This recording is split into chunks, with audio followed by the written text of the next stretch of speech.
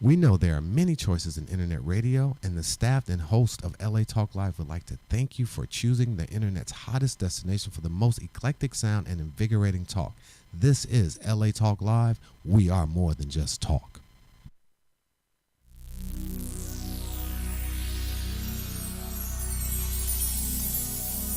Hi, and welcome to Talk Up Your Biz. I'm Jean Noel Bassior, and we've got three wonderful guests for you today. These are three women who are all getting out there. They've all got books. They're talking about their books. They're talking about their businesses.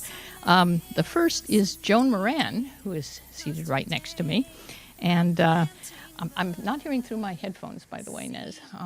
Just wanted to make a little adjustment there. So, hi, Joan. Hi, Jean Noel. Good to be with you again. Yes, welcome to the show. So, you were on the show before. Yes, with I your was. book, on the Book Beat show. Yes, I was. And yeah, thanks. Oops, my engineer just plugged me in, so now it's fine. So, I'm so glad to have you back because you're talking about your name of your book is 60s Sex and Tango, right? Confessions of a Beatnik Boomer. Right. And why did you title it that? Why did you decide to write this book? Well, I one day woke up and I was in my 60s, and I said, "What's this all about?"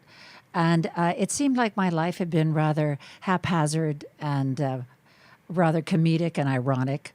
And I thought I would like to write some things about what it feels like to be in my 60s. So, hence 60. Sex is always an interesting subject, especially when you're getting older. And how fascinating is that to be dating at 60? And you have just such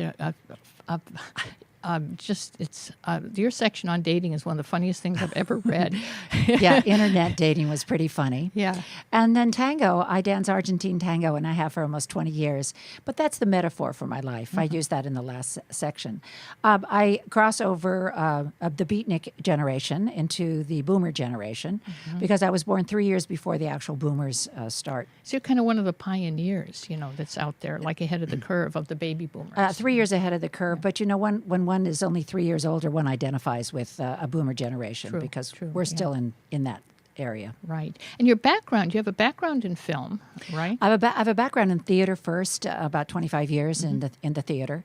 That was my major and my discipline, and I taught it at University of Nevada, Las Vegas. And I also had my own theater in Las Vegas, Nevada for many years. It was called the Meadows Playhouse, and so my dreams came true. I was a professional actress, director, and producer and artistic director. Wow, and then you changed careers. Now you teach yoga? Well, right? I changed careers into film. That's the film part of it. I decided to go to film school and ply my trade as a producer, but it turned out I fell in love with writing and screenwriting in particular. So I did that for about 15 years. A variety of things in the meantime, and then I ended up at 60, actually 59, as a yoga teacher and meditation teacher, and I've been teaching at UCLA for the past 11 years. Wow, so you started a new career at 60. Yes, right? And now I'm starting another new career. which is? Which is as a speaker, public speaker. Speaker. Keynote speaker. Right. And a writer. You've already got credits with Huffington Post, which is really impressive. Yes, I've been blogging for the Huffington Post recently. I'm in the healthy living section. Good place to be. Yeah, that's a good place to be, especially for a person my age. One wants to have healthy living. Right. So you are reinventing the concept of aging. You're one of there are others out there I know who are doing this because we've got a bunch of people, baby boomers, who have kind of decided that they don't want to age like their parents did. And they're going to age in a new way and create a new path. And that seems to be part of what you're doing, right? Yes, about 3 years ago, I decided that I had all this interesting information in my book about healthy living. And I just kind of walked into a conference sponsored by the National Speakers Association. And I said, it was about keynote speaking, and I said, I can do that. I've been a speaker and an actress and a performer, and I can do that. Well, it turns out that was a great idea, but I had to really learn from the ground floor how to do it. So I worked with a speech coach for about a year and a half. And my first speech was about retirement not being an option. And I called it Act 3, which is a section in my book. For the last three and a half years, I have been speaking a lot, a member of the National Speakers Association now. And my topics are now much more diversified in terms of relating to businesses, relating to management. So I talk about the era of new decision making, creative decision making. I talk about work-life balance for women, especially. And I talk about the rubber band revolution, which is something I created as a brand, which is stretch your mind at any age. And that's part of healthy living, is to keep your mind active, right brain, left brain, and continually be a lifelong learner, as we know. And as I turn 70 next month, I roll my eyes and say, what am I doing? But I'm learning a lot about how to build a business as an entrepreneur and what fun it is. And also at an older age, you don't have all those expectations. You just roll with the projects and kind of roll it out day by day. And you helped me with this. We were talking about aging, and you said to me, oh, you're aging consciously. And yes, conscious aging is a joy and a blessing because when we wake up every day, it's like, I feel in my body and my mind and my spirit that I'm 19 and that I can do anything with joy. Right. I have an aunt who once said to me when she looked in the mirror when she was like probably, 50 or 60, which may not seem so old right now. And she said, I'm the same person inside, but when I look in the mirror, I don't see that person. Right. I see somebody else. Right. But inside, I feel the same. It's a chronological number, whether you want to entertain it or not. That's fine. I think big moments are entering a new decade. So then you begin to say, well, what do I want to do in my 70s? As in my 60s, obviously wrote a book and continued my teaching, which I enjoy thoroughly. But I've also started to write a lot more. I blog incessantly. And how does that feel to you? Does 70 feel like, oh my God, this is, traumatic or different? Or how are you feeling about turning 70? Not as traumatic as probably I would have felt had I not been active doing something. And that doesn't mean you have to be a public speaker. You can be a volunteer. You can do nonprofit work. There's so many things to do. It's just so important to get up and do something and not sit in your apartment and not be passive. Exercise is extremely important. Of course, I advocate yoga, and I advocate if you're a teacher, work with people. Work with kids. Go to the library. Do something to make your life fulfilled. And so, therefore, 60 is not terrifying. 70 is not terrifying. Right. So we talked about, you and I had a conversation recently about expectations. And, and you just used it in a different way and you made me think there's two ways of using it because you just said, well, now I don't have all those expectations, that I had before. So it was kind of like lightening the burden, But when we were talking, you said that on Sunday morning, you get up and you go to this spiritual service. And I said, well, there's a lot of people in their 60s or 70s or 80s or beyond who might not feel that energy, to do that because you were saying, well, get out, keep moving, do that. And so I was asking you, what about somebody who doesn't feel that energy on Sunday morning to get up and do it? And you said, well, I do it because I have the expectation. I have the expectation that I'm going to find something good there. So let's talk about expectation. Like how do people kind of rediscover that sense of excitement and expectation as they age? One of the things I've thought about a lot, the conscious aging idea, is to be a part of a community. I think it's extremely important. If you drop out of a community, that's when depression sets in. If you happen to be single, that depression could be very profound. I go to a service on Sunday, the Center for Spiritual Living, and I get a great deal of energy back from being at that service. There's music, jazz at the service. It's all about the things I write about. So I get my values and beliefs are reflected back to me, and that's where I get the energy. It's a set, but there's a sense of commitment that you have to have. You can say, "Oh, it's Sunday. Maybe I don't want to do that," but it's like, what is it that's going to enlighten me for an hour this morning? And a nice Sunday drive, a brunch with a friend that I might bring to the service, that's all a wonderful way to begin a week and a wonderful way to sort of feed my soul. So, what do you think it is about you that has kept this sense of curiosity alive? Because I know in the book you've described a lot of quirky experiences, right? Has there always been that kind of? Oh yeah, life is fun. Life is just fun, and it's always so much fun to be surprised by life. I think there's an essence in me I'm not fearful. I don't consider failure as an option. There's no such thing as failure. It's just going out and doing something. Whatever happens at the end of it, it's a process. And so if you fail at something, you don't beat yourself up too I don't much? call it failure. I just call it learning something else. I mean, it's just another zig or zag in your life. I've always had a lot of energy. I've always had a lot of ideas about how I want to live my life. And it goes back to the old beatnik generation, I think, where I was really informed by the writers of the beat generation. And I was at Berkeley in the 60s. And so in the early formative years, it was always about being active and proactive. And kind of rebellious and different? a rebellious. Artistic. Yeah. And I was always artistic in the sense of I loved the theater and I loved teaching. And I think the gift that I was given for my life is as a teacher. And so that brings you that energy and adrenaline and infuses your entire way of looking at life. And that seems to be what's so important, isn't it? Because, as we get older, there's always people around us who are maybe the same age, but they're kind of starting to get tired and they're getting, talking about their aches and pains. And right, don't you find that? Yeah, there's a lot of talk of people in their 70s about how they're feeling. Yeah. And there's always talk about, here's a danger, I'm exhausted. And when you say I'm exhausted, that's a negative that you put into your body and your mind and your spirit. And so you're exhausted. But if you say, I feel fabulous today, then the whole day will have that tone. Because your cells kind of hear that, right? That's right. That's right. With the mind-body connection is what I talk about, mind-body-spirit connection.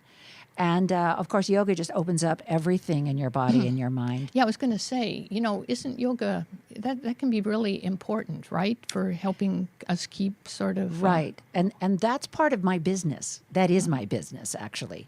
So talking up my business is talking up the mind-body-spirit connection in everything you do. It's being mindful, present. And when you're present, you're excited. When you're past thinking or future thinking, you're not very excited. It's already happened. You've lived it. And the future is an illusion. The future doesn't exist. It's only in the present that you really can get that kind of energy and place your energies in balance. So you're constantly kind of pulling energy out of the present moment, sort of being there. Right, right. And make everything a joy. Having coffee in the morning, reading the news, whatever it is. Well, of course, that's not a joy. But I mean, listening to music is a joy.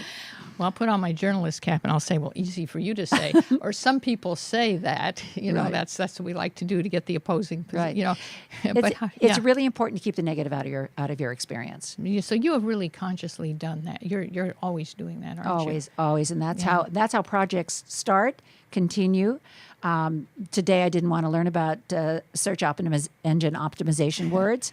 Today, I didn't want to learn about tags and as opposed to meta descriptions. It was like I wanted to shut down, and I couldn't. I had to say, yes, I'm here. Yes, I'm listening. Yes, this is a very positive thing I'm doing for my business so that I can get up on Google, So you're talking yourself into a good frame of mind a right. lot of times, Yeah. right? So I don't have time to be negative and say, I'll talk to you later. Let's in the few minutes we have here, let's talk about your book, because tell us a little bit about some of the quirky kind of experiences that you write about in the book. I still get a big thrill out of my children trying to parent me. That's my favorite thing of all. There isn't a time I go into one of my boys' homes and they're going to parent me. They're going to tell me what it is I should do, and I should be there. And it's like the tables have turned. And if I give them any advice, it's like, why are you in my business? Until they ask. And then if they ask, I get to give it. So being parented by children is always a funny experience. How do you handle that? Well, how do you? Most of the time now I just ignore it. because engaging it doesn't get you anywhere. It's not going to get them off their position. No, Yeah. I engage my grandchildren. I have 5 grandchildren, so I engage them, and I play with them, and Because they can really understand you, right? they actually get me more than my Yeah. sons. Yes, my 8-year-old is just right in there. You know? Right. And I think that's important because, sometimes I think as we get older, we realize that, we're carrying around a lot of baggage, and like the 8-year-olds and the 10-year-olds, they don't have No. that. So we No. can really, if we don't want to carry that baggage, I think sometimes, we're closer to them, really. One of the things that keeps me really alive and kicking is that I see my grandchildren as much as possible. I go to their schools, I meet their teachers, I go to their pageants, we read books. I go to Barnes and Noble with all of them and pick books out. We read at night. Every week I ask them what they did in school. So, really paying attention to their lives and being a part of their lives is extremely important for me. What about internet dating? That's such a funny chapter you had. You described all the different types of men that you went out with. And, Yes. None of them really worked out too well, right? No. One I had for a while, but you really don't know what you're getting. It's really basically a crapshoot when you're Yeah. out there, Yes, and I think you just have to be. I learned how to be a little more mindful about what people are saying and what their intent is, and you kind of learn if they're telling the truth or not telling the truth. And when you're older, like I was in my 60s, it's like you pretty much know yourself. You better. It makes life easier if you do. And so I knew what I wanted and what I didn't want. And some of them were very nice men. So I don't have any complaints about that. It's just, it was just out of the mouths of some of the men that was very, very funny. Yeah, they were nice, but, well, of course, you have a genius for writing this and telling a good story. But, I got the feeling they were kind of nice, but a little odd. Yeah, I think I probably was odd, too. I won't say that I wasn't odd with them. Well, I don't know. It's like, I was kind of rooting for something to work out, but then I could so totally understand why it wasn't going to. Yeah, it's true. So I let it go. I surrendered to it. I let it go, and I haven't been back and have no intention of being back because it's not really what I need in my life at this moment. It would be lovely, but to go in search of it, no, I have all the other creative things in my life that make me happy. And you really tried that. You really plunged into it. You Yeah. tried it, just like it sounds like you would go after anything in your life. So it's, hold your book up so that we can, it's available on Amazon, right? Yes, it's available. Yes. Can you see it? Yes. Yeah. You can even prop it up against the microphone there. There I go. Yeah. Wonderful. Okay. Can't miss the red cover. Very sexy. So let's say that somebody is sitting at home now and let's try to leave them with a tip, and they're not feeling as good as you're feeling. They're feeling maybe tired, like you said. Maybe every day they do recount, this is wrong with me, that's wrong with me to people who usually don't want to listen, and they're feeling like they're aging. They're really feeling their age.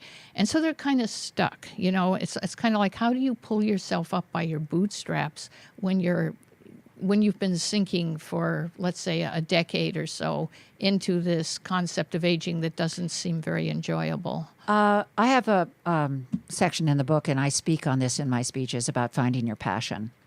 And I think you have to find your passion. I think you can go back to maybe something that you love, like maybe photography or knitting or quilting or something that gets you up in the morning that you're really excited about. And I believe that starting every day with a walk is extremely important if you're not going to a yoga class or the gym, but I think a walk is lovely. Part of our joy is nature, so looking around at nature, finding your sense of community, knowing that you belong somewhere. So getting outside yourself. And getting right? outside yourself, because if you're going to turn in all the time, you're never going to find, you can't generate the adrenaline just inside. You have to have an exterior and an interior life. Right. So if you're kind of stuck in that loop that's kind of going downward, sort of like maybe broaden it, expand, and reach outside, look at nature, community, all those things. And what can I do today? do? What's my day going to look like? And I look at my day every day and what it's going to be like. That's really good advice. How do people get in touch with you? They can email me at Joan Francis with an E .Moran, MORAN @gmail.com. My website, you'll learn a lot about me on my website. It's www.joanfrancismoran.com. with an E again, not an I. And do you do coaching? I do. I can do coaching, yes. Actually, I'm a life coach. Along the way, I became a life coach. And a yoga teacher. And a yoga teacher and a meditation teacher. Yeah. Well, thank you so much. This has been really great. I'm so glad you could come back on the show. Thanks, Gina. Well, thank you so much for having me. So next, stay tuned because we are going to be joined by Robbie Kay. And do you have a friend or a relative over 70 who would just not dream of missing their weekly beauty salon appointment? If you do, Robbie traveled around the country she was talking to women who show up at the salon every week religiously. Why do they do it? She found out some surprising things. So stay tuned. This is Talk Up Your Biz. I'm planting the seed. Planting a seed to build a world closer to heaven. Planting a seed in my soul. I'm watching it grow.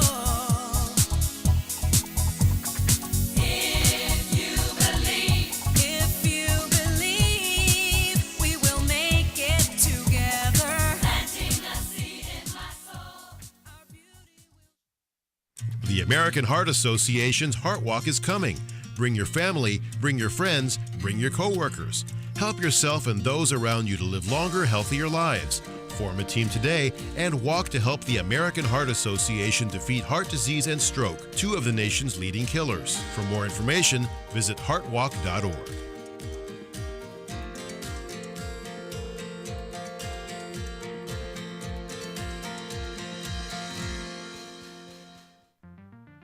Hey everyone, this is Richard Carr, Business Relations Manager for LA Talk Live. Did you know social media produces almost double the marketing leads of trade shows, telemarketing, direct mail, or even pay-per-click ads? And that about 46% of all online users count on social media when making that ever-important purchase decision. Hey, if you feel lost when it comes to social media, Top Tier Media can help you. Top Tier Media specializes in social media management and blogger outreach for beauty, fashion, health, and lifestyle brands.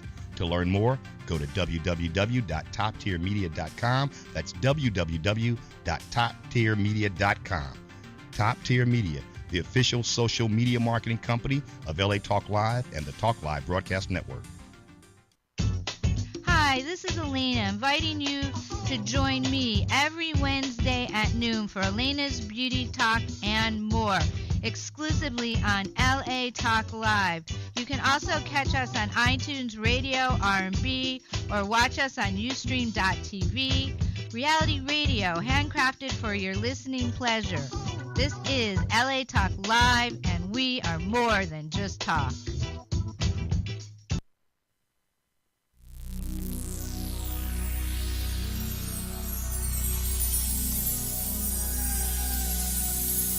Hi, and welcome back to Talk Up Your Biz. I'm Jean Noel Bassior, and we have a very special guest this segment. This is somebody whose work I know quite well. Her name is Robbie Kay. She's a photojournalist, right? Photographer, journalist. And Robbie first came to me with a project, and we did a little bit of work together on it, and it's called Beauty and Wisdom. And she traveled around the country talking to women 70 plus, 70 years and over, who keep their appointment at the beauty salon every week, no matter what. And this was something I'd never even thought about, heard about. How did you get the idea to do that? I was working on a series of a day at, and I had started a day at the antique mall, a day at the junkyard, and then it came time to do a day at the beauty parlor. And I never left the beauty parlor. Because you found there what? Well, honestly, I went there thinking, oh, this will be fun. And when I started taking photographs of the women, I saw how much integrity and beauty and wisdom that they had, and I thought, this is going to be a different project than what I thought it was. Because you found out, what did the salon mean to them? The salon was... or the parlor. I should say the beauty parlor. The beauty parlor was a point of connection. Yeah. I think it was multi-purposeful. It was connection, it was self-care, it was commitment to themselves. It was it was a necessity for these women when they were younger, because there were hairdos, first of all, that they could not reproduce themselves. That's true. And so they had to go, and Those big beehive things. And yeah, I talk about how when I was younger and I would go on vacation with my mom and my grandmothers, they wouldn't think of going swimming in the pool, because how could they do their hair for the night? And they'd have to wait like a week until, or a few days till they could get back to the beauty parlor, right? Exactly. So, but you found also like the relationship between them and their stylists. What was that like? Oh, that was very sacred. It was not unlike a therapist-client relationship, where they would trade. Sometimes the stylist would be the therapist, and sometimes the person in the chair would actually be the therapist. And I learned of stories where the stylist would hear about news from their client, whether it was somebody's daughter, before their mother. Wow. Yeah. What were some of the amazing things that you ran into? Like, what sticks in your mind? I know you told me a few stories a few times. I think I love to tell about Mrs. Goost, who was the wife of the Attorney General of Louisiana. And during Hurricane Katrina, all of her jewelry was looted. And she told us that, when everything goes away, everything is borrowed, and when it goes away, it's time to give it back. And I thought that was pretty profound. And she then went on to tell us about her plastic pearls. And I thought that was, a great piece of wisdom. So she would kind of replace she was wearing plastic pearls? She was wearing plastic pearls and quite happy, just as happy. And so it was really that detachment, and I thought it was pretty cool of her. One of the things about your project that I really like is it's kind of easy to dismiss these women, kind of. They become invisible, or we see them and we think that's too much blue hair, that's too much makeup, maybe some of them a little heavy on the rouge or the lipstick, and sometimes we make judgments. And so that is such a surface thing. But what did you find kind of underneath that? How did these women strike you as you got to know them? Well, I really felt that these women live their lives like, take me as I am. They have this attitude as, this is who I am, and they're very comfortable in their own skin. And, you mentioned visibility. I think the really unfortunate thing is that we do discard this generation. We do, don't we? Yeah. Unfortunately, we do. And, where other cultures, they actually revere their elders, and they go to their elders for counsel. So I think part of this project was about creating visibility for this generation, for older women in particular. I think older men too, of course, but I'm a woman, so I related to the women aspect, so that's my project, but really elders in general. Yeah, there is a whole barbershop culture too, isn't there? But you kind of track them into the salons, and that's where I think what surprised you? Like, did they show a part of themselves that even you hadn't seen, or? What surprised me was how comfortable they were with me taking their photograph with curlers or their hair wet or blown out, because, of my own vanity, of my generation's vanity. But I said, is it okay if I take your photograph for this project? No problem. Really?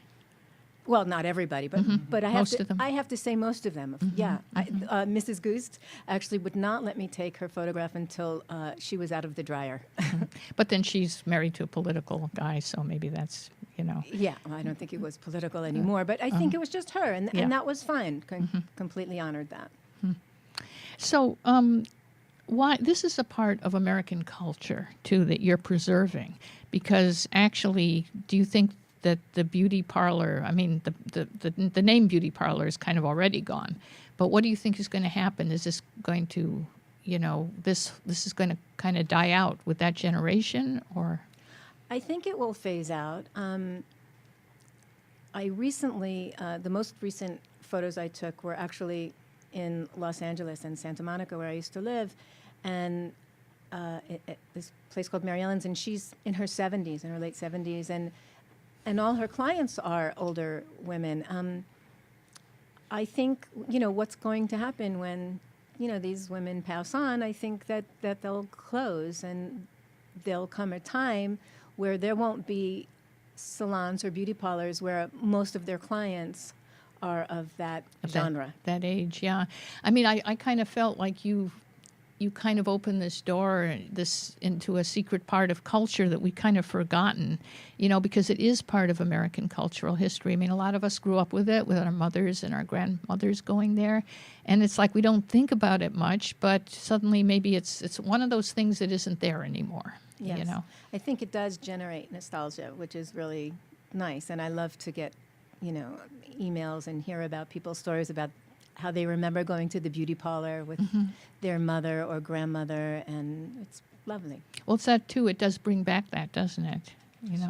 What about this relationship between the stylists and the people? Like, what about the stylists? Did you talk to them? What do they have to say? I did. I interviewed the stylists, and it is really amazing because every time I ask the question, "What do you love about your job?" Most times it was, I love the people. And I would ask them, did you ever fire a client? That's a good question. And most said no, and some said, I once, and only once. So it's amazing that they go to work every day, and not only are they styling hair, but they're listening, and with this listening ear and caring, and I mean, they must be really tired when they go home because they're not just a therapist; they're also creating these hairdos, and. Well, and I've talked to, I asked a stylist about that once because it's kind of an intimate thing that you're doing when you're touching somebody's head, their hair, and it kind of relaxes them, and then it's easier to talk. And maybe some of us kind of got that by watching our mothers, sort of just go through that, regularly. Yeah. And I think they really enjoyed the end result. You kind of get, as the stylist, each one was so joyful about the end result when their client would just like look in the mirror and see themselves. And these were women who were doing everything. I like to refer to them as silent partners during those times. Yes, some women worked, but most people their work was at home, and they were doing paperwork, and they were the family counsel and everything. And this is the one time where they could get away and go someplace where somebody said, "Can I get you a cup of coffee?" Right. Somebody would wait on them. Exactly. Right. And, then after you and I started talking about this, I started noticing stories in some of the papers. And you had been talking about how this is not a luxury, this is a necessity. So I sent you that story about a woman who crashed her car into the beauty salon. She didn't want to be late for her appointment, so she drove right in, And she sat, and while she was in the chair, the clearing the wreckage. tow truck came in, took her car while she was getting her hair done. But she was on time for her appointment. She kept it. She kept her appointment. Right. Yeah, I mean, this is real, folks. It really is. Right. You were really onto something there. Right. I love that. I love that. Yeah. I think I saw another one that was similar to that too. But you kind of made me aware of, it was kind of like, I guess, keeping a therapist appointment or something. Yeah, I talk about and we've talked about when I was in the South, and I was in Texas, and I was speaking with this woman, Vera, and she told me how she scheduled her hair appointment around her cancer, her husband's cancer appointments. Right. And the same woman, when I said, what would stop you from why would you miss an appointment? And in her very Southern accent, she said, I'd be dead. and then she said, and then even when I was dead, Kathy would still come to my house and do my hair for my funeral. I mean, yeah, it's just so, the connection is so very real, isn't it? Yeah. And I imagine that some of the long-term relationship, what was the longest-term relationship between a stylist and a client that you came across? There were several where they were working with one client for at least 50 years. 50 years? Wow. I thought you were going to say like 40, but 50? No, 50 years. I think in Memphis, Eunice, and even Mary Ellen, who's 78 in Santa Monica, She's been working with the same clients for 50 years. Wow. Can you imagine? Once a week. They probably know each other so much better than anybody else. Right. Does it ever extend outside the salon? Like, do they come to birthday parties? And Yes. In this particular case with Eunice, she would go to the movies with some of her clients, and they were comrades. They were companions. One of her clients gave her a car. a car? Yeah, Wow. because she was going, and it was a younger client, I think, and she was going to school, and she told her parents, who are also clients of hers, I really want to give this car to Eunice. And they did. So it's like, it's familial. It's extended family, isn't it? I think so, Yeah, definitely. Yeah. So how can people get in touch with you, and when is the book coming out? The book will be released on Amazon.com November 20th. And people can pre-order on my website if they go to www.robbyk.com, and if they go to Works, and then there's a little button called Books, or they can go to my blog, which is beautyofwisdom.com. My email is robbie@robbyk.com. Spell your name because there's okay. ROBBIEKAYE. Okay. RobbieK.com is the website, right? Right. Right. And just in the minute that we have left, you actually, even before the book, because on this show we talk about how you kind of get the word out about your business. I mean, you got into galleries, right? You've actually been out there promoting what you do for a while, right? Right. Well, right. Before the book aspect, I went to a photo review, actually in Portland, where I got to present my photographs in front of reviewers. And it turned out to be really, really wonderful. I was lucky enough to have a show in Portland. And from there, I just, 3 years later, I was just asked to present Beauty and Wisdom at the Griffin Museum in Boston. So that will be in March. Wow. Yeah, I'm looking forward to that. Yeah, so that's we'll have you back on the book beat then around that time. Love it. So thank you so much for being with us. Thank and you. It's RobbieK.com. Her photography is really inspirational. It makes you feel good. Really check it out. It's I'm not just saying that. It's a good way to start the day. Thank you. So stay tuned because we're going to be joined by Olympia. I want to say this right, LaPointe. I want to say LaPointe, but it's LaPointe. And she's an award-winning rocket scientist who had to overcome severe poverty, gang violence, and conquering math to get to where she is today. And do you have mathophobia? Because I know a lot of us did as kids. We still are not fully recovered. So she's going to tell us how to get over that and how, if we do get over it, it can affect other aspects of our life. So stay tuned. This is Talk Up Your Biz here at LA Talk Live. Planting a seed in my soul. I'm watching it grow. If you believe, we will make it together.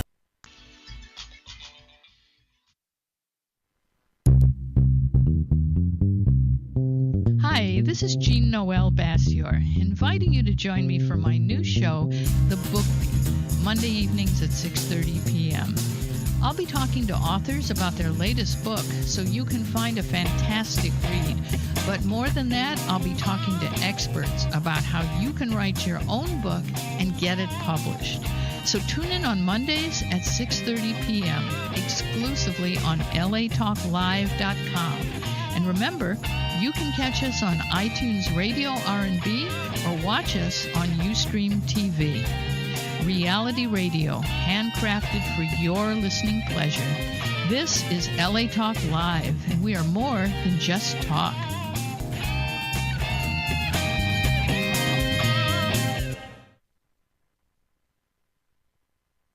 Hey y'all, I'm Shaquem Williams and I'm the host of The Shock Factor here on LA Talk Live. We broadcast to the world every Friday at 8 o'clock Pacific Standard Time. Live music, live performances, we're just live. Chef Momo, Life MC, Diana, and once again your host Shaquem Williams. So come join us every Friday here at LA Talk Live, the world-leading broadcasting internet radio station. The Shock Factor. The Shock Factor. Join us on The Shock Factor.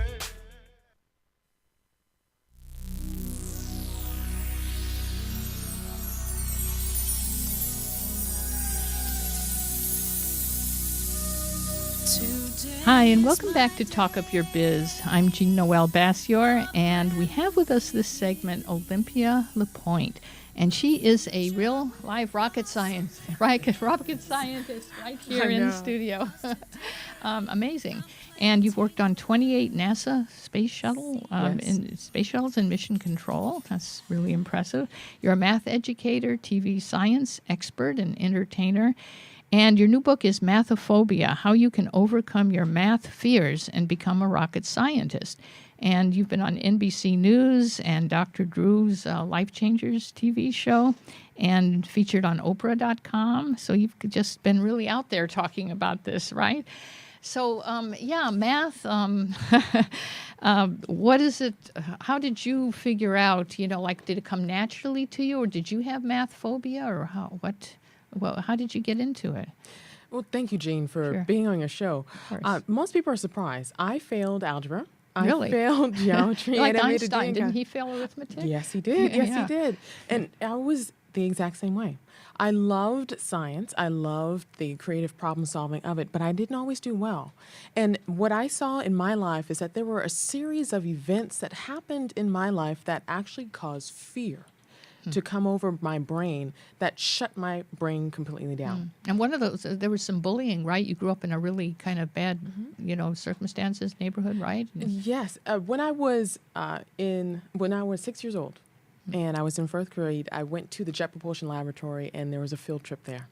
And it was amazing. I saw jets, I saw airplanes, and we went to this mission control room, and there had plush red chairs. They had the big TV screens on the wall, and I saw pictures of these men launching rockets, and I thought to myself, I want to be just like those men. Now, Wow. I'm a woman. Yeah. But when I saw that, I was thinking, I'm going to do this. But then series and series after obstacles came into my life. For example, when I was 10 years old, I was in a 5th grade class. And I was sat next to a boy that was a gang member. He was recruited into the gangs at an early age. And in that process, he and I got into a heated argument. I pushed his buttons. I didn't realize the power of my words back then. And so we got into a heated argument. And he took this ring that was on his finger that he filed down to serve as a knife. And he hit me right across my face. Wow. Yeah, and I was disfigured. I had 5 layers of stitches in my face. And when I was brought to the hospital, the surgeon told me that had it been any higher, I would have lost my eye. Wow. Now, that was very difficult, and needless to say, I was pulled out of school. And next to me, I was pulled out of school for months, and next to me there was a crack house where our mother would have us sleep in the bed in a certain way. So if the bullets came through the house, it would hit our feet first and not our head. Gee. So this Wow. was severe Yeah. trauma and fear. Yeah. But in the back of my head, I was determined to be that rocket scientist. And soon after, I was placed into a different school, and I started failing algebra, started failing geometry, and I started making a D in math. And what I was suffering from was a fear I call mathophobia. And what mathophobia is, it's a severe fear that happens in the reptilian part of the brain. It's the back part of the brain that shuts off the frontal brain lobes. And when that happens, we freeze up and we're unable to solve problems. And when people hear mathophobia, of course, they think of it as specifically towards math fear. But truthfully, mathophobia is a fear that prevents us from solving the problems that are in our life. Now, it's interesting because you were under a lot of stress. I mean, having Yes. to sleep so the bullets wouldn't hit you. I mean, what's more stressful than that? So is that how you, is it because you were under so much stress as a child that, is this kind of the general stress you're talking about? And then if we're trying to learn something like math, it's not easy. It's almost impossible, right? Is that kind of what? Exactly.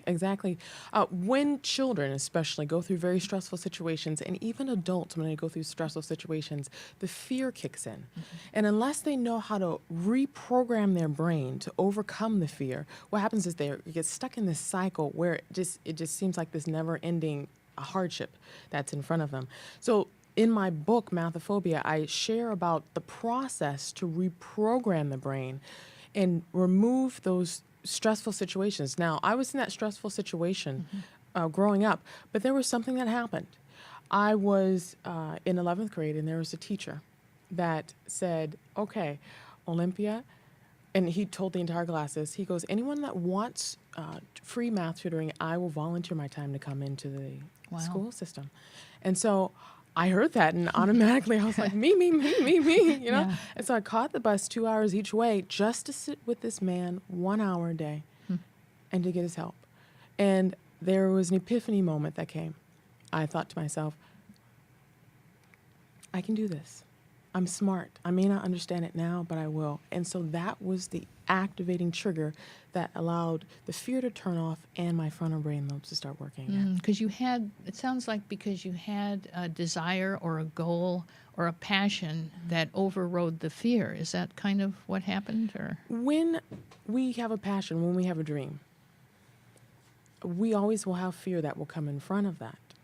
And so if we can hold on to the passion that we have, whether it's you want to start a business, whether you want to start a family, whether you want to be the first person to graduate from college in your family, if you hold on to that passion and recognize that you are in control of solving the problems in your life and reprogramming your brain in order to excel, when you know that you have the ability to create the future that you want, there will be resources and opportunities that will present themselves to you only if you are willing to find it. that's true, because sometimes we're so blocked off, we're so lost in our story about why we can't do it, that the opportunity could be right there, but we're not going to see it, right? And we don't see it when there's mathophobia in front of us. Right. And so you're calling mathophobia then, you know, I was kind of starting to make this connection.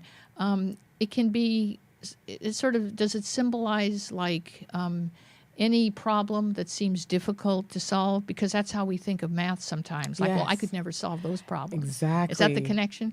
Jean, I made it. That's exactly it. That is the connection. When we think about mathematics, that is where the complete We shut down. It's shut down. Yeah, like math, I can't solve those problems, right? Exactly. And so maybe the subconscious or that limbic part of the brain gets a message, like Yeah. I can't solve problems. I or- can't solve problems. And it gets translated into mathematics because that's like the ultimate, people think that's the ultimate difficult subject. And so I call it mathophobia because it's the ultimate hardest thing that you can think of solving. And people Right. usually think of it mathematics, but really it's not math. It's anything that comes into our path that we have a difficulty in solving. So if, you know, as a kid, if you kind of convinced yourself that you weren't good at math, I think, are you saying that this can carry forward into adulthood and this tape is like running in your mind like a loop, right? I'm not good at solving problems. I'm not good at, you know, well, look at, I failed math, or I, you know. There's 3 steps in reprogramming the brain. And this, when we first have our fear, it comes from either a parent, it comes from our school system, or it comes from teachers, surprisingly. And when I say school systems, that I talk about the environment that we are in. Now, with that in mind, we grow up with these limiting thoughts. So the way to overcome these limiting thoughts is first by identifying your fear, by naming it. First, you have to name it and realize it's not yours. The second step is reprogramming your brain by different thoughts, choosing to think the exact opposite of what you thought before. For example, I thought, oh my gosh, when I was a rocket scientist and I was one of the very few women in this room of 200 people, Yeah. I thought to myself, how can I do this? I mean, I'm young. I mean, how can I make a significant difference here? I had to change that thought and think, I may be young, but I'm going to find a way to answer these issues, and I'm going to find a way to solve this. I had to change my thinking. And the third step is knowing that thinking this isn't enough.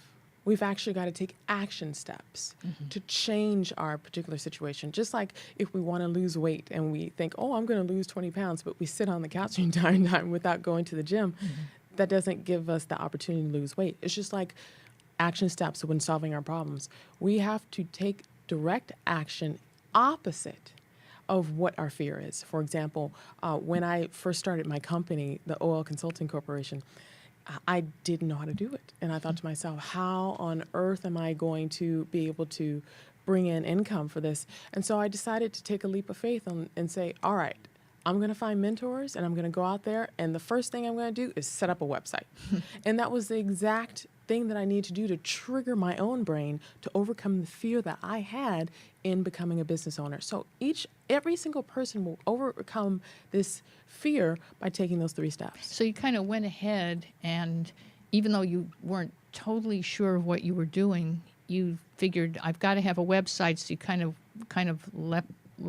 took a leap of faith, kind of, and got the website. Is that sort of how you're approaching it? Yeah. At first, I had to decide that I was going to identify myself on who I was, independent of who others thought I would be. And that was a big change for me in my brain. I decided that I was going to do what I've always wanted to do, was get out there and help people. And through the public speaking, that's what I did. You know, being in that mission control room in NASA, that must have been pretty intimidating with all those, still mostly guys, right? It was so fascinating. Oh my gosh, it was. Yeah, please. It What was did that feel stressful. like? Do you know what? I will speak about this. I have an upcoming talk. It's a TED Talk in Arcadia. Congratulations. Thank you. I'm so thankful for that. It's Yeah. TEDx PCC, and it's in Arcadia, and I will be a TED speaker. And so at the beginning of this speech, I'm actually going to share what it was like to be in this mission control room. And in this mission control room, it was great because it was very stressful. We were in this room for 13 hours at a time. Wow.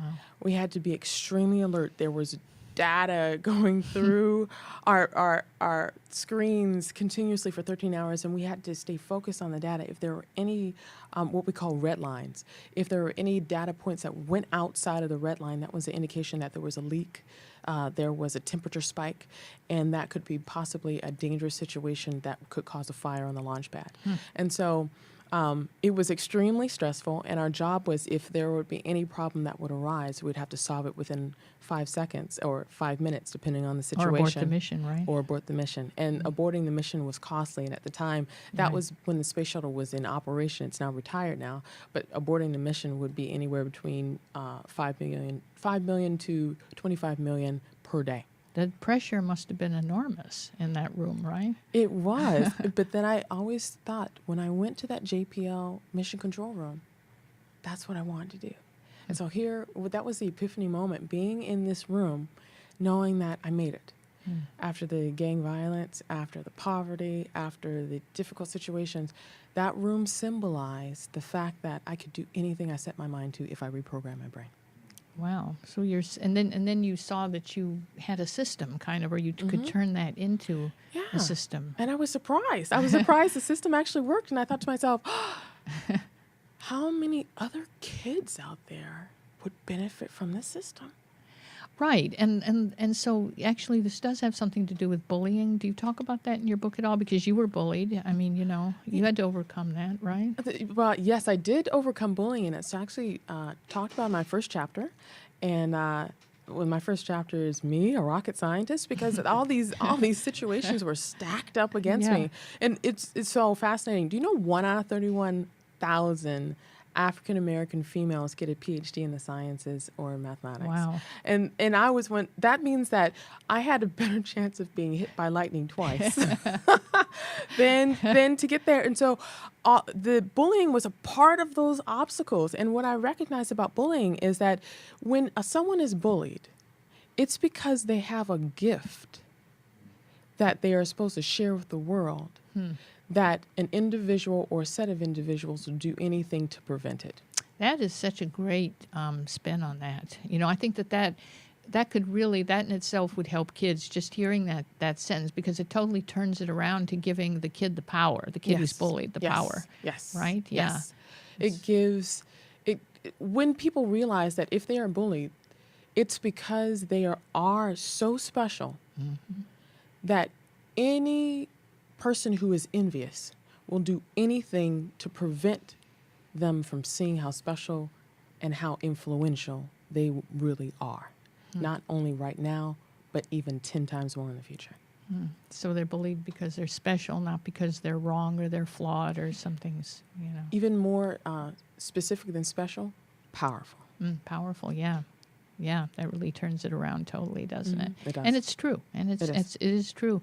So in your book, is it sort of a combination, like, is it the general kind of getting over mathophobia as as it relates to any problem in your life, or is there a little bit in there about actually getting over math, the fear of math? Is it both, kind of? It is both. It's surprising. This is a book to help you ace math without doing more math problems. Well, everybody wants that. It's fascinating when people read the book. I remember the first. It's so funny. I gave the book to my mother, and I had her read it first. Right? I'm like, Mommy, what do you think? What do you think?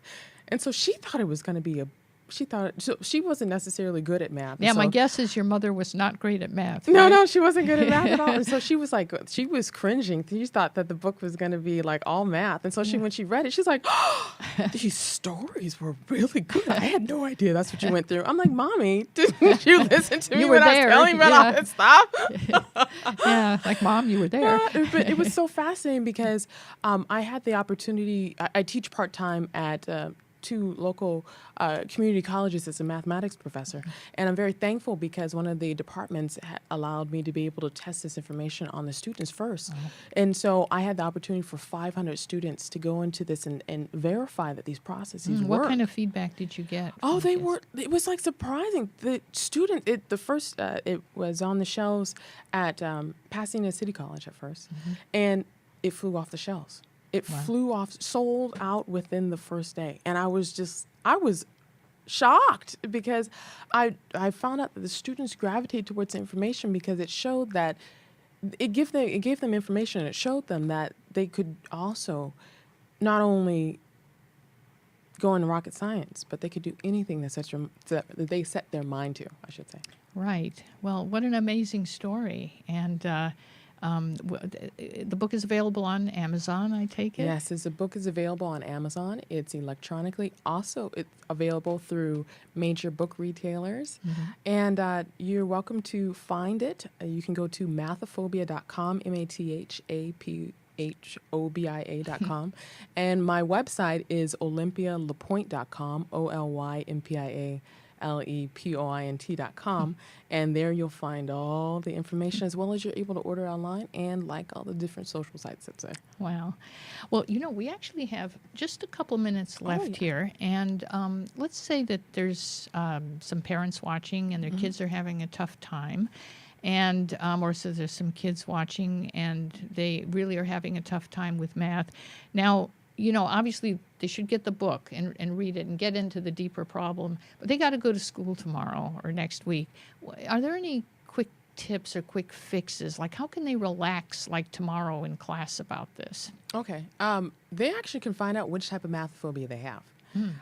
There are 4 types of mathophobia: Quincy the Quinter, Donna the Overdoer, Samuel the Struggler, and Crystal the Criticizer. And they can actually go online and take a free test tonight, if they're interested in it, to find out which mathophobia they have. Now, the free test is on mathophobia.com. So Quincy the Quitter. Quincy the Quitter. He quits before he even tries. Okay. And the next one is? Donna the Overdoer. Overdoer, yeah. She will study and still miss the mark. There's Samuel the Struggler, which is a brilliant Einstein, but he gets frustrated because no one can understand him and he still fails tests. And then last person is Crystal the Criticizer. She'll point fingers at everyone for her poor performance. So if I think I was all 4 of them at one point in time. Our engineer's cracking up here. So find yourself kind of like a kid or a parent with your kid. You can find, kind of who you match in this. You can name your fear and reject it. That's the first step. And so in each one of those, like, for example, Quincy the Quitter, if he determines to find a coach, he can become David the Determined. Sarah the Strategist, if you're Sarah. If you are Donna the Overdoer, you can become Sarah the Strategist. And so Sarah the Strategist finds why she's doing the problem instead of just memorizing. Yeah. And so they all can morph into something else, They can all morph into something else, yeah. So let's have your website one more time. Yes, my main website is olympialapointe.com. And you can find me on Facebook, facebook.com/OlympiaLaPointe. And that's OLYMPIA LaPointe. Well, fabulous information. Wonderful. This book looks wonderful. Thank you so much for being here. Thank you. It's been a pleasure. Thank you. So thanks to our guests, Joan Moran, Robbie Kay, and Olympia LaPointe. And the show is produced by Susan Levin of Speaker Services. Stay tuned for the Book Beat coming up in just 30 minutes. And that's my show where we're going to talk to more authors. And stay tuned here all the time on LA Talk Live, where we are more than just talk. The future will blossom magnificently, 'cause today I'm planting the seed. Planting a seed to build a world closer to heaven. Planting a seed in my soul. I'm watching it grow.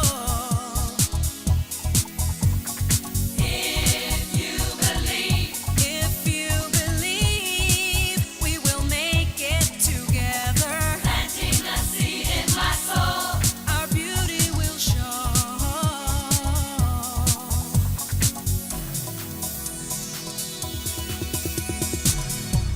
I'm taking a stand and making a difference.